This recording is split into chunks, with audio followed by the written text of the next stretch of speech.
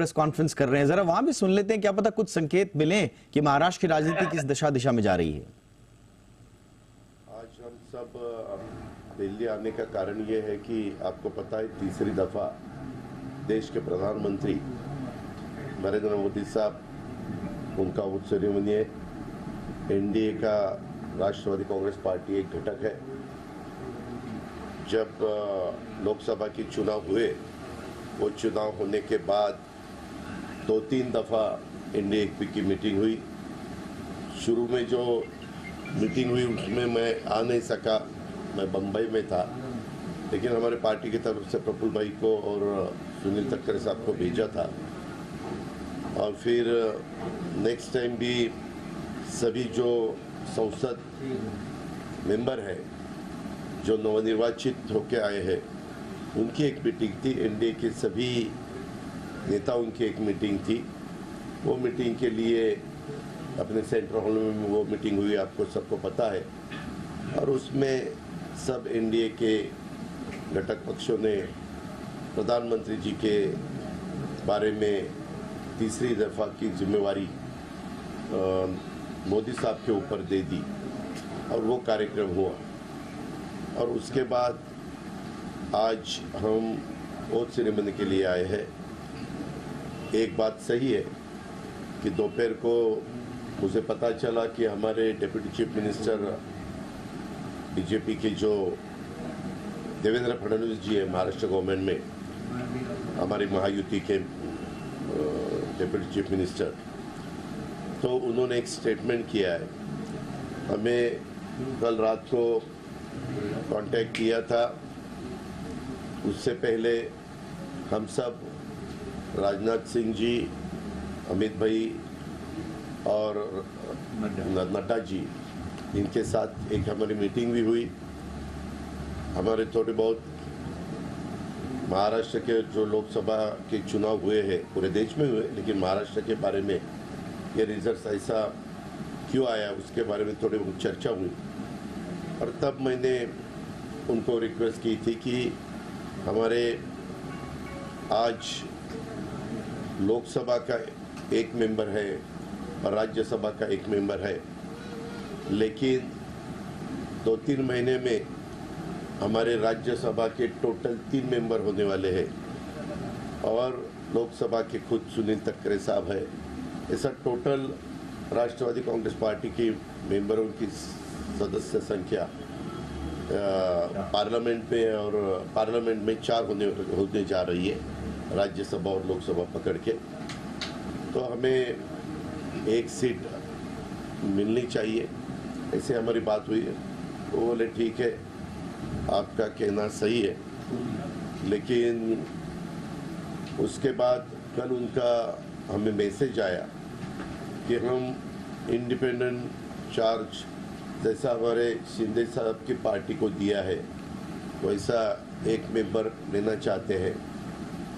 तो आप सभी को पता है, पूरे देश को पता है, प्रफुल्ल पटेल साहब, उन्होंने कैबिनेट मिनिस्टर के नाते बहुत दफ़ा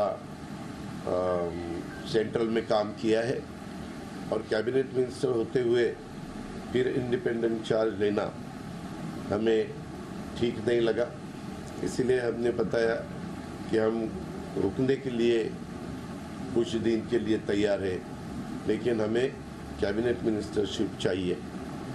तो ये सुनने के बाद वो बोले ठीक है, और फिर उन्होंने जो ऑफ़र की थी इंडिपेंडेंट चार्ज की, वो हमने नकार दी। ऐसा जो भी कल से बात हुई उसके बारे में ये सब हुआ है।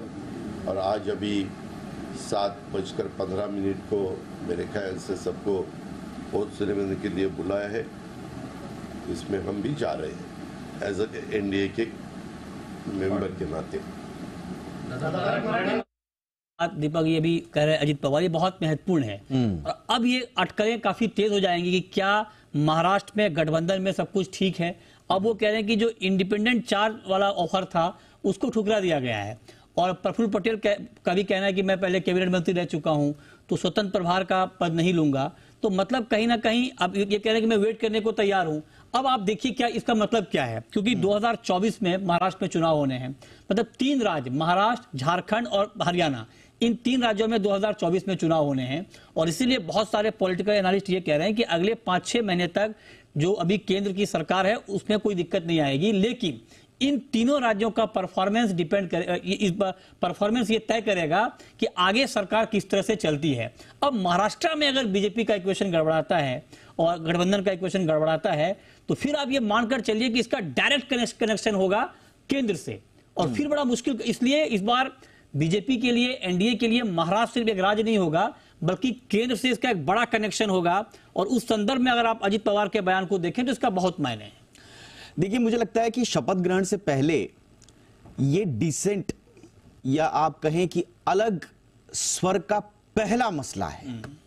अब तक लग रहा था कि सब कुछ स्मूथ चल रहा है, लेकिन अजीत पवार की ये प्रेस कॉन्फ्रेंस इस मायने में सिग्निफिकेंस है कि ये अलग दिशा में जाने के पहले संकेत हैं। हालांकि घूम फिर के वो कह रहे हैं कि हम शपथ ग्रहण में जाएंगे एनडीए के सहयोगी दल होने के नाते, लेकिन जिस साफगोई से उन्होंने कहा कि हमें minister of state independent charge propose किया गया था लेकिन हमने उसे ठुकरा दिया है, हमें फुल कैबिनेट मंत्री ही चाहिए, यह बताता है कि अब गठबंधन की मजबूरियां किस तरह से आगे चलकर एनडीए और प्रधानमंत्री नरेंद्र मोदी के तीसरे कार्यकाल पर हावी हो सकते हैं। प्रकाश होता जी हमारे साथ हैं। प्रकाश होता जी, आपसे हम बात कर भी रहे थे, आप कह रहे थे कि फडणवीस साहब को संगठन की जिम्मेदारी दी जा सकती है, लेकिन देखिए एनसीपी कोटे से कौन होगा कौन नहीं इसके कयास लग रहे थे। हम ये सोच रहे थे कि शायद बाद में होगा, उन्होंने खुद डिसाइड नहीं किया, लेकिन अभी प्रेस कॉन्फ्रेंस करके अजीत पवार बता रहे हैं कि हमने तो भेज दिया था नाम, लेकिन वो कह रहे हैं कि फुल कैबिनेट नहीं, मिनिस्टर ऑफ इंडिपेंडेंस चार्ज ही आपको मिलेगा, minister of state independent charge ही आपको मिलेगा।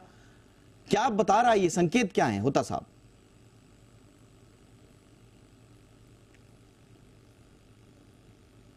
दीपक जी बिजनेस में हम लोग 4 तारीख को यही डिस्कशन कर रहे थे कि पलटू चाचा क्या करेंगे, लेकिन पलटू चाचा नहीं, पलटू तो कोई और हो सकता है।